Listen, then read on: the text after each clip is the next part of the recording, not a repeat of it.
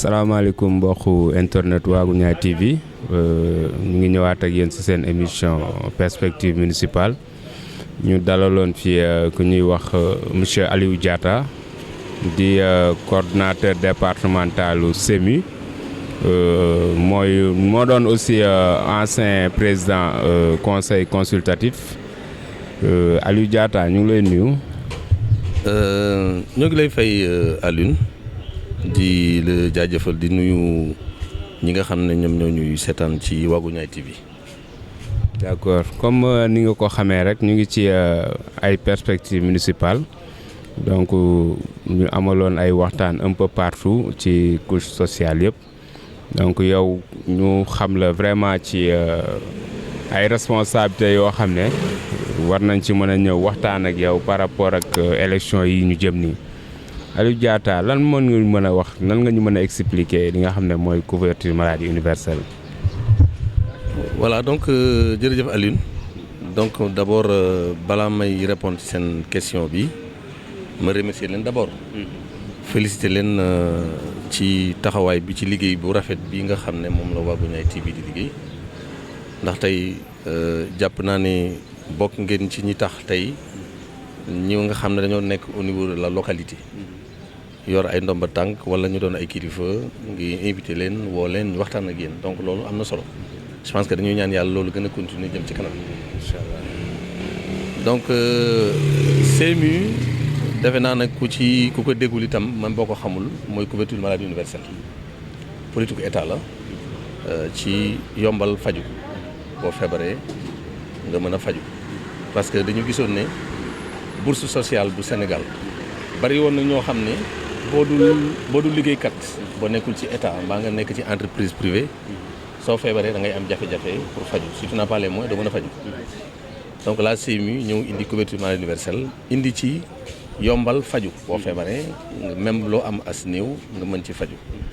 donc loolu nekk loo xam ne dafa gudd nag mais dinañ ko tënk rek ci gàttal pour nga xam ne ñu mettre en place lu ñu tuddee ay mutuelle de santé mutuelle de santé yi nekk ci gox-goxaan yi nga xam ne léegi dafa am loo xam ne pour nga bokk ci dafa am ay charte yoo xam ne mooy tax nga mën cee bokk jafewul nag parce que da ngay dem nga bindu indi ñaari téeméer am sa carnet am sa carnet ba pare nga natt bi nag benneen nga koy def ci at mi da ngay natt 3500 francs ce qui fait que at mi yëpp heure boo xamante ne yaram bi yëngatu na mën nga ko jël sa carnet nga dem faju mais ci faju bi nag dafa am lu ñu tuddee pyramide muy pyramide sanitaire maanaam tey Aliou su feebaree man Diatta am naa sama carnet damay dem dispensaire su ma demee dispensaire su ma ñëwee ci buntu bi dama fay ticket damay dugg wane sama carte bu ñu ma seetee ba noppi su ma génnee pour dañ ma bindal ordonnance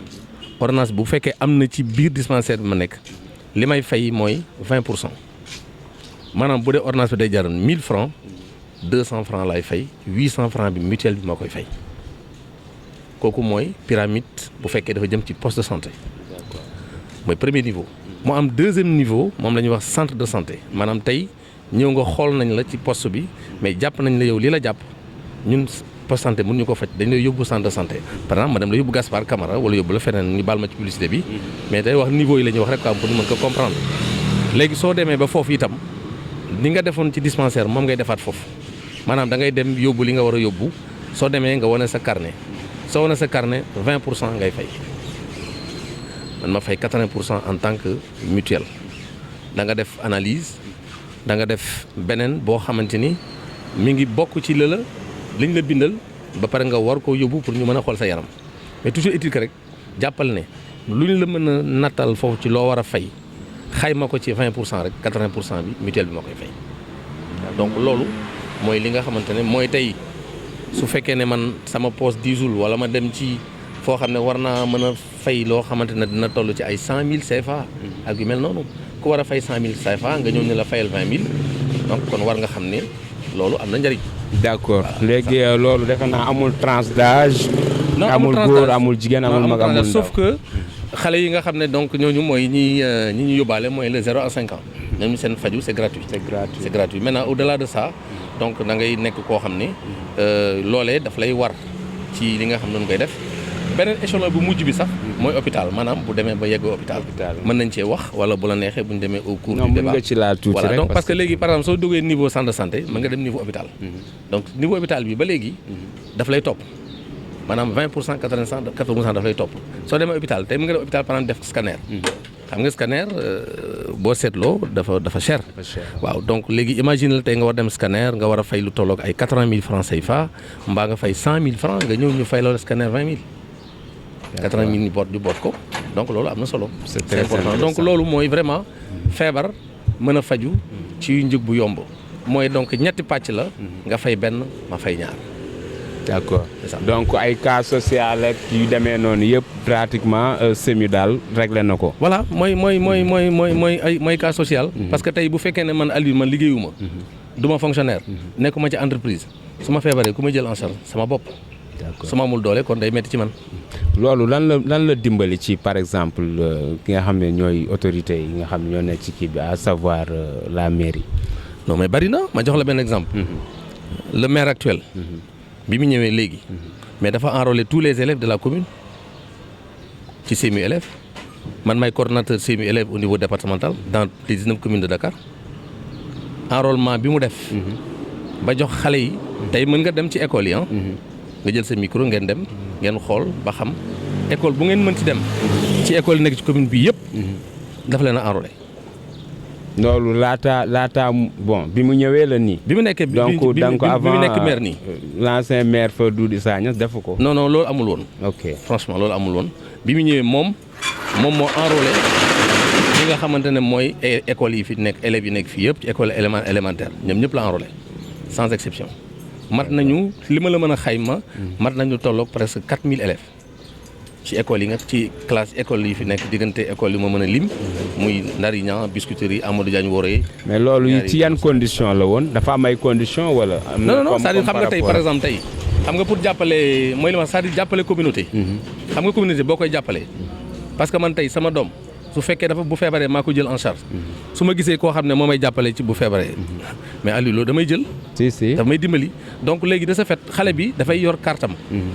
mais carte bi la carte elle est individuelle photo moo ciy nekk turam ak santam ak lépp moo ciy nekk accompagné benn fiche d'affiliation boo xam ne tous les renseignements de l'enfant muy xale bi papaam yaayam titulaire am et directeur d'établissement bi day signé ci papier bi ñu soog ko délivrer carte bi. d'accord xale bi su feebaree. carte bi lay yóbbu rek présenté ko ci structure sanitaire bi. non au fait je veux savoir ba xam xale bi par rapport ak adhésion bi nga xam ne moom la. kii di def par exemple l'autre l'adulte wala ku mu mënti doon est-ce que élèves yi ñoom dañu joxe benn adhésion. non joxewuñu. c'est gratuit ok joxewuñu c'est-à-dire mooy li ma la wax rek c'est-à-dire monsieur le maire. moo ko fay. ok c'est-à-dire moom moo leen fayal moom moo leen enrôler enrôlement mooy dama lay fayal. d'accord léegi xam nga état dafa wax ni da ngay joxe moitié ma joxe moitié. donc soo joxewul moitié du ma mën a joxe moitié. moom moo joxel moo joxel moo joxe après état bi mottali. d'accord parce que état bi noonu lay mottalee quoi c'est-à-dire état dafa naan la d'accord naa. léegi par exemple soo ñëwee comme par exemple soo ñëwee ci man war a fay 3500. mais 3500 bi état moo koy fay. d'accord donc boo see ma insisté ci comme émission bi c'est en wolof. boo nee enrôlé am na ñoo xam ne moo tax mu insisté ci pour ñu xam lan mooy enrôlé. enrôlement mooy li nga xam ne moom moo leen nattal moom en tant que maire. justement dans sa communauté. te aussi tamit ñëpp xam nañu ne éducation compétence transférée la donc moom mu def loolu. exactement et ça vraiment c'est une action très salutaire. justement vraiment loolu c'est bon à savoir parce que aussi mooy li may wax rek comme ci activité et tout lépp lu waaye def rek dafa bokk ci loo xam ne lu ñu war a xam la parce que nit ba ci parents d'élèves yi mën nañ bañ a xam ne loolu le maire moo ko def. donc bu nu mënee taxaw di wax ne le maire deful lii. foofu war nañ fa mën a taxaw tamit ne maire bi lii la def. effectivement donc loolu moo waral tey jii ñuy dem ci couche yëpp. dëgg la di waxtaan ak ñoom. pour xam parce que à chaque fois am na lu leen lié. ak autorité bi.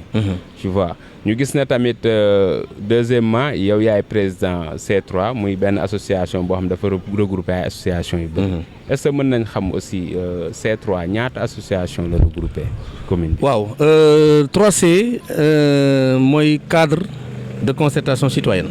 loolu lay tekki donc mu nekk benn penc moo xam ni. la fa daje ci ay nit. ñëpp dañoo yore ay kuréel. mat na lu tolloog 22 associations ñoo nekk autour de 3C. association bu nekk da nga am ci loo yëngu. am na ci ñoo xam ne ay waa kër docteur lañu.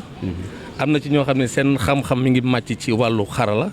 tout ce qui est technique technologie d'information de la communication. am na ay groupement de femmes. am na association de jeunes. donc am na toutes les couches sociales yi nga xam ne dañuy tourner autour du développement. ñu daje nag tuddee ko cadre de concertation citoyenne maanaam dañuy daje comme ay citoyens de la commune. di waxtaan ci waxtaanu commune bi. di xool ci yan pàcc la ñu mën a indee sunu contribution. d'accord léegi kuréel boobu.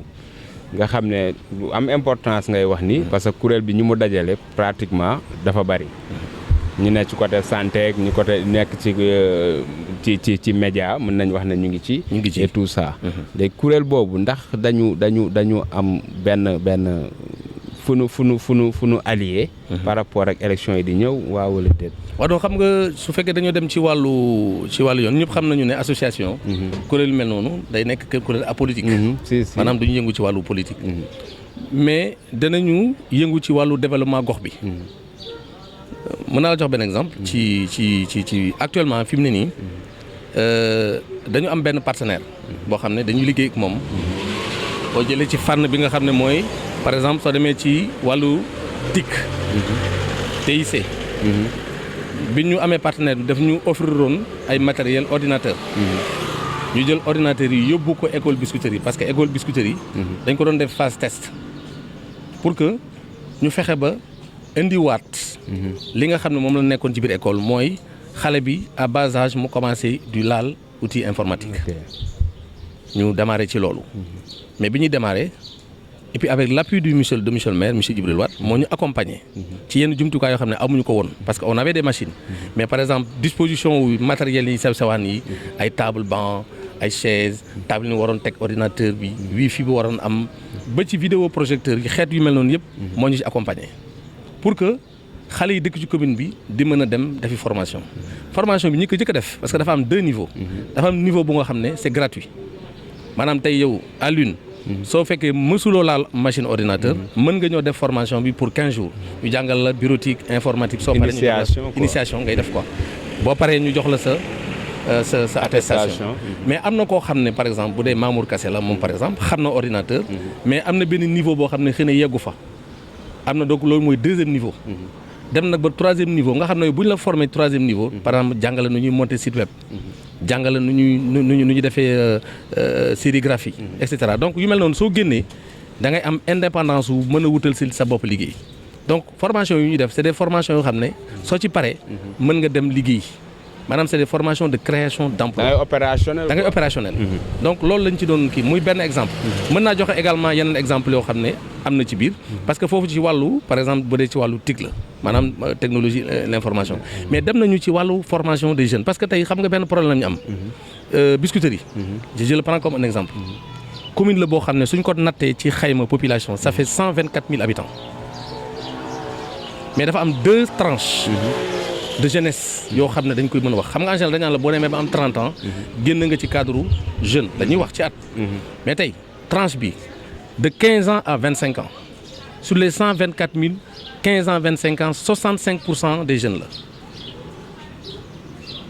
la de 25 ans à 35 ans diggante 30 ans ba 35 ans am na ci boo ko xaymaa lu toll presque 20% ci ay jeunes yoo xamante ne ci biscuiterie lañu bokk am âge bu mel noonu 75% ay jeunes lañu donc c'est une commune très jeune mais malheureusement commune la bu nga xam ne ni mu amee aspect jeunesse bi ni mu feeñee noonu la amee jafe-jafe ci wàllu tàggat ci wàllu formation xam nga tey on parle d'emploi mais Alioune tey bu ma la bëggee wutal liggéey te amuloo métier amul benn qualification comment je vais faire pour wutal la liggéey du yomb ça va poser un problème maintenant nag am na ay canevas yoo xam ne ñun jàpp nañ ne am nañu solution canevas boo xam ne mën na créer lu mel noonu exactement loolu la ñuy duggee carrément ci waxtaan bi ci noonu lan yéen ban wàll la ci autorité bi am c'est-à-dire gis nga pour ma wax la ne la autorité bi par exemple tey ma jox la benn exemple parce que ñun 3C dañu defoon benn programme boo xam ne mën naa ko tuddee sax programme annuel wala programme boo xam ne c'est un programme semestriel ba pare proposer ko le maire actuel ne ko ñun gis nañu tableau bi suñ ko defee suñu communauté war na mën a apporter ay changement ci yoo xam ne ci day dem ci wàllu développement ci wàllu emploi ci wàllu formation et cetera et daf ko jël loolu kañ na woon c'était par exemple ma jox la benn exemple ci mois d'août bi passé on a formé presque 200 jeunes dans la commune ci entrepreneuriat progressif sous sa tutelle parce que dafa bokkoon programme bu 3C bindoon jox ko ñu former ay xale te nag formation bi boo xoolee xam nga ñan la conseil ñi ci ëppoon ki ci gën a néew niveau il a son bac mais ñi des ñëpp ay bac plus 2 la ay bac plus 3 wala ay master 1 master 2 moom la ñu amoon mais c'est que ñoom dañu xaw mel ni man xam nga mooy lan mooy man dama jàpp ne Alioune su ma jàngee ba am benn niveau pour man liggéeykaay xam nga fan la bureau rek mooy nekk sama xel c'est un problème or que loolu warul nekk obligation d'accord léegi association bi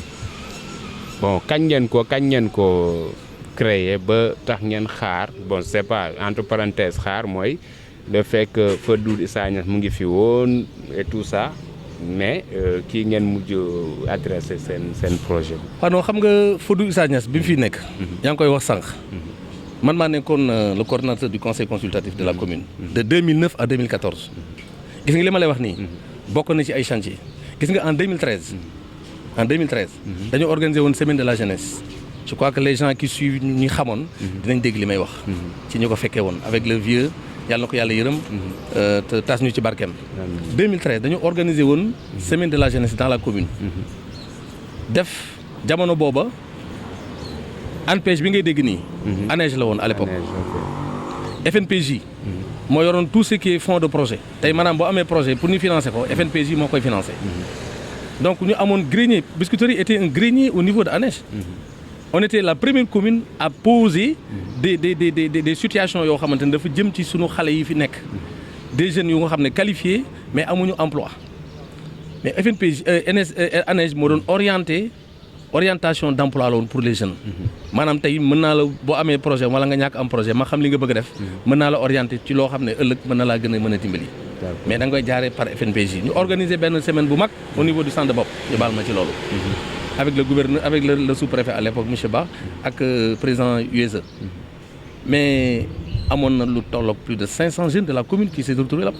ñu def ay ateliers pendant 2 jours ANEJ ñëw FNPJ ñëw indi seen li leen état bi dénk pour jeunes yi xam ko parce que li gën a am solo mooy état su tegee ay structures yooyu dañu war a dem vers la communauté pour nit ñi xam lan mooy njariñ ba parce que yow tey Alioune di nga teg dara mais si les gens ne viennent pas vers la chose dañ naan rek fii dara new fi effectivement mais donc si les jeunes se déplacent dem ca boor boobu dinañ xam ne fii am na lu fi ne donc jële fa ay information xam comment ça se passe commencé jublu ci loolu mais ñun dañ doon créer de sorte que structure yooyu kon xamoon nañ leen fexe leen bi indi leen suñu biir commune pour que suñu ay jeunes mën a xam ne waroo toog tee sa loxo fii lii moo fi nekk donc allez prendre ça c'est pour vous c'est pas pour nous les vieux non c'est pour vous les jeunes allez-y prendre mais pour nga def ko ñun amoon nañu parce que citoyenneté bu toll ni dem indi ay nit wala ay structures yoo xam ne dañ leen di wàccee suñu commune pour que les jeunes mën ci mën a jariñu noonu lañ ko defee les jeunes comme noonu lañ ko defee également avec les groupements de femmes tey sa émission bii ñu def nii tey képp ku am groupement de femmes dans la commune là te ñu xam ko groupement bi fi gën a mag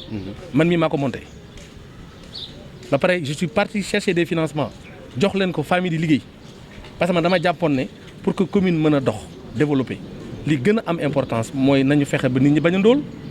d'accord mën nañ xam à peu près ñaata groupement de femmes ñoo nekk biir Biscuiterie. parce que dans la commune yoo xam ne xam ngeen ko. waaw c'est-à-dire fii actuellement ci nii parce que groupement de femmes yi dafa am diversité.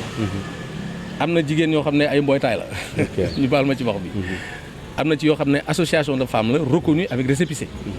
ñooñu mën naa leen wax ak ñi nga xam ne dañu nekk ay mbootaay yoo xam ne dañuy daje rek natt après dem. d'accord parce que ñaari catégorie moo am. si. mais tey association yi nga xam ne ñoom laa doon accompagner. ci wàllu boobu matoon nañu 20 groupement de femmes yoo xam ne ñu ngi ci biir commune bi. ba pare ñu tuddee leen woon collectif des femmes de Biscuiterie ki ñuy wax Ajaratu Famolo di ko jiite. pendant 3 ans.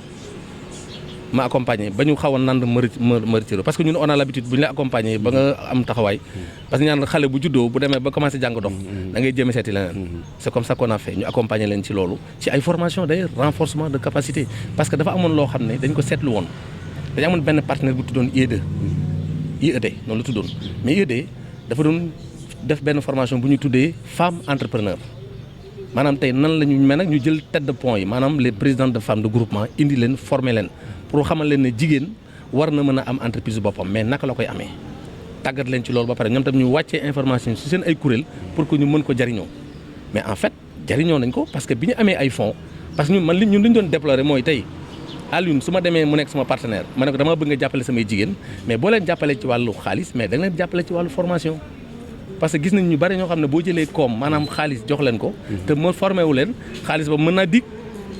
yan difficulté ngeen di faral di am yoo xam ne peut-être mooy recaler seen kii wala ralentir seen i projet. non c'est-à-dire xam nga difficulté yi. ñaar rek la c'est-à-dire ñun on a deux choses c'est-à-dire commune bi la ñu dëkk d'abord. la première chose mooy bu ñu dëkkee ci commune bi li ñu njëkk a xalaat mooy bu ñu amee projet. boo xam ne projet citoyen la. parce que kër dafay am borom kër. c'est le maire tel que soit le maire qui là. ñun am nañu chance on a travaillé avec le maire Doudou Issa Niasse pendant longtemps. te gis nga conseil consultatif bi dafa créé woon benn synergie. entre la communauté et le conseil municipal. effectivement les gens qui ont connu damay bañ tudd ay tur. mais tey ñi nga xam ne bokkoon nañ ci jamono boobu. xamoon nañu lan moo nekkoon apport bi. lu baree bari loo xamante ne nit ñi sax xam nga dañ daan dégg ne non man dama dem ci mairie bi parce que mairie bi boo fa demee affaire politique la. fekk da nga xamul ne mairie kër la ci nga bokk. am nga ci droit. xanaa xamuloo même conseil municipal bu amee am nga sañ-sañu Alioune ñëw toog ñëw seetaan déglu. la nga amul sañ kay mooy jël kaddu mais am nga sañ-sañu déglu. parce que li ñuy wax yow la concerné sa dërëm la sama dërëmu keneen moom la ñuy bëgg a dajale nii pour seet ba xam fan lañ koy orienté kon am naa sañ-sañ war cee teew. loolu dinañ ci yaatal ci yeneen émission ndax xam naa ne dinañ la ci soxla bu baax a baax. donc gis nga temps bi mu ñu tënk. dëgg la ñu bëggoon xam rek sa commentaire bi nga xam ne moom ngay def par rapport ak télé bi ak sa dernier mot à l'endroit de la population de Biscuiterie ci côté violence bi nga xam ne tout récemment rek ñu ngi waxu charte de non violence. pour ñu signer ko et tout ça quoi. waaw xam nga Sénégal yi ndey réew moo xam ne. yàgg na dem élection. Sénégal bokk na ci réew yoo xam ne. yàgg na dem élection. te dëkk nag bu yàggee dem élection. dafay am yu bari yoo xamante ne nu muy gën di yàggee. muy am yoo xam ne day feeñ. violence moom kenn du ko saluer. dëgg yàlla quelle que soit nag façon de violence bu mu doon. mais man Alioune man xam nga la laa gëm. élection locale. affaire koñ la. affaire dëkk la. man su ma leeree na Alioune mii xam naa ne am na njariñ fii ci gox bi. du ma xaar kenn wax ma ko. parce que loolu laa d'accord. waruñu xool fi mu bokk. non amul njariñ. amul njariñ. bu fekkee damay xool fi nga bokk kon duñ liggéey. résultat bi au fait moo war a primer quoi mais moo primer. xam nga bu ñu àndee man ak yow xëy na mën nañ bañ a bokk gis-gis. on peut peut-être ne pas avoir la même vision. mais bu ñu demee par exemple maa ngi yow ñu dem ci jongante. jongante la. mais bu jeexee mais maa ngi yow ñoo daje ci commune. effectivement fii nga dëkk fii laa dëkk. donc jàpp naa ne loolu warul mën a indi samay diggante man ak yow loo xam ne day am xiiroo ngaay mbaa ñu xeex. parce que man ak yow waruñu xeex. déedéet Alioune waruñu xeex. wala beneen anam lañ war a xeexee. voilà beneen quoi. waaw ci ay idées ci ay xalaat ci ay taxawaay ci ay projet ci loo xamante ne communauté bi dina leen amal njariñ. effectivement tey jii fi mu ne nii war nañ toll foo xam ne est-ce que tey tolluñu foo xam ne tey war nañoo bàyyi léegi suñu ay soxna yi dëkk fii di wasin di dem HLM ba di dem Grand Dakar. dëgg dafa war a jeex loolu. am na solution. am na solution. te solution bi ñun xam nañ ko bind nañ ko xaatim nañ ko joxe ko. c'est-à-dire nag xëy na dafa am loo xamante ne nit nag moom su fekkee dafa nangu nga bind. ngay bind ay idée di ko jox mu koy naw. di ko liggéey. mais da ngay d'accord ak moom. effectivement. da ngay d'accord ak moom ñun loolu moo ñu dal avec le maire actuel. d'accord à chaque fois qu'on écrit des projets ci ay programme moo xam programme de jeunesse la yu demee noonu. pour terminer ci benn programme boo xam ne tey dama naan xëy na même bu dee sax sama yeneen mbokk yi nga xamante ne ñi ngi ci gox bi mën nañ koo capter nañ ko capter amul problème. mais lépp rek ci wàllu defar la. dafa amoon benn programme bu mësoon a am fii ci jamono. moom la ñuy tuddee PRN. mooy programme de renforcement nutritionnel. mu concerné xale yi soog a juddu ba am 5 ans mooy la petite enfance. ci seen wàllu croissance seen wàllu développement. ba pare ëmb ñaari yëf. mooy tey am na ay jigéen ñoo xam ne bu ñu amul doole dëgg. bu seen doom feebaree mënuñu ko faj. PRN bi ñëw taxaw xam nga lu muy def. Alioune dana toppatoo ñàkku xale bi. dana toppatoo lekku xale bi pour que l'enfant puisse grandir. ci wérgu yaram anam bu jaar yoon. programme bi ñëw indi ay yeneen yu nekk ci biir yoo xam ne boo ko accompagner. jàpp naa ne xam nga lu ma daan jariñ.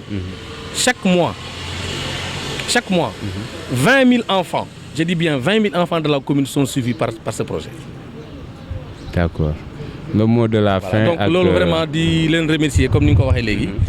di remercier vraiment Waagu Ñaay TV wax naa ko sànq ci sama njëlbéenu kàddu. nekk loo xam ne ñu dañuy ñaan yàlla. affaire bi gën a yaatu. incha allah mu gën a yaatu. parce que dañ koy man dama ne leen li ma bëgg mooy bëgg naa saa yi bu ma xëyee. fu ma mën a amee dégg lu xew sama biir gox moo ma njëkk a intéressé que may sax lu feneen parce que yeneen yi ngay dégg da nga koy dégg rek mais du àgg. mais tey bu Aliou toogee ci rajo mbaa toog ci télévision di wax loo xam ne ça concerne la commune dama koy déglu attentivement parce que dama bëgg a xam lu muy wax lan la est-ce que man lii muy wax war na ma amal njariñ ci li ma xam as néew moo dolleeku ko ci loolu. wala sa responsabilité engagé na sama responsabilité da ci engagé wala su waxee loo xam ne xëy na peut-être pour man du noonu. su ma génn tey ma ne ko Aliou dégg naa la de mais li nga wax ci nii. da ngaa juum foofu fii nga war a waxee nangam ak nangam. parce que là day nekk loo xam ne c'est au niveau interne. maintenant nag charte moom pour jàmm. ñëpp war a dem ci jàmm. te dañuy ñaan yàlla élection yi ñu jëm nii. ki war a toog. yàlla xam na ko bu yàgg. dañuy kërti bu mu jaral kenn nag ay waxante yu ñaaw. saagante tegante ay baat. bay xeex parce que Aliou ñoo fi dëkk. su ma xeex ak yow mbaa ñu dóorante mbaa ñu waxante ay ñooy dajawaat c'est sûr c'est sûr kon donc yàlla na yàlla rafetal lépp. amiin et vraiment ñu ngi leen di jaajëfal. donc di jaajëfal Mamour Kassé. Mamour nag vraiment. dafa nekk koo xam ne xam naa ko nag quand même je le connais bien yàgg na dégg turam. et puis c'est un citoyen de Biscuiterie. c'est sûr te c'est un homme de développement. ñu mel nii ak ñeneen bu ñu dajewoon ci suñu commune te gis nga man Aliou man xam nga la laa wax dama ne yaakaar naa ko de xaw ma kañ lay doon xaw ma tax dañ ko fekkee wala duñ ko fekkee. inchaallah léegi sa commune dana dem ba ci jamono boo xam ne kenn dootul dem élection xam lu ñu def. dañuy seet les meilleures compétences dugal leen foofu. dëgg la waaw dëgg la jërëjëf inchaallah jërëjëf mu nekkoon seen émission perspective municipale ñu ñëwaatoon ci monsieur Aliou Diatta comme ni ngeen ko xamee amaloon nag moom waxtaan bu am solo. vraiment comme ni ma leen ko waxee dinañ laal fépp parce que ñëpp a ci bokk duñu boddi kenn affaire bi nekkul homme politique yi rek nekkul ñi nga xam ne peut-être ñoo nekk ci parti politique yi donc dinañ dugg fépp daal comme ni ngeen ko gisee nii rek dinañ demaat beneen yoon ci keneen koo xam ne peut-être que xalaatu leen ko mu wax ci xalaatam ngeen déglu et tout ça incha allahu rabbi di leen wax ba beneen yoon ci beneen émission.